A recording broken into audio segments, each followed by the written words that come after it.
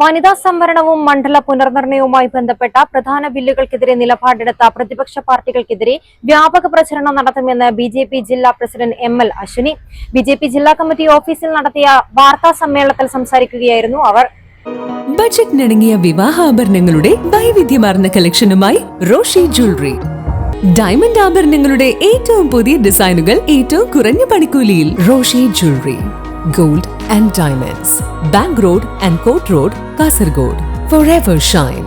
പാർലമെന്റിൽ അവതരിപ്പിച്ച വനിതാ സംവരണവും മണ്ഡല പുനർനിർണയവുമായി ബന്ധപ്പെട്ട പ്രധാന ബില്ലുകൾക്കെതിരെ നിലപാടെടുത്ത പ്രതിപക്ഷ പാർട്ടികൾക്കെതിരെ കാസർഗോഡ് വ്യാപക പ്രചാരണം നടത്താൻ BJP, Congress, Samajwadi party, TMC, DMK, ഇടത് പാർട്ടികൾ എന്നിവർക്കെതിരെ ബിജെപി കാസർഗോഡ് ജില്ലാ നേതൃത്വവും മഹിളാ മോർച്ചയും വ്യാപകമായ പ്രചാരണം നടത്തുമെന്ന് നേതാക്കൾ ബിജെപി ജില്ലാ കമ്മിറ്റി ഓഫീസിൽ നടന്ന വാർത്താ സമ്മേളനത്തിൽ അറിയിച്ചു.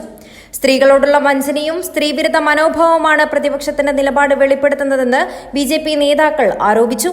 In the coming days, the BJP will organize programs to expose the hypocrisy and anti-national stance of the Congress and CPIM regarding women reservation and other national issues. Even in the Kasaragod district also, I think you people may know, not even a Congress party or a CPM party or the Muslim League party neither have a district president women, nor they have let women MLA candidate to fight in the general elections. I am the best example from the BJP. I have been the district president of Kasaragod. I was an MP candidate for Lok Sabha and I was an MLA candidate of assembly elections. So continuously BJP is giving priority to women, not just in the writings, you can see in the field also. But the opposite party like Muslim League, CPM and Congress have failed to bring women reservation.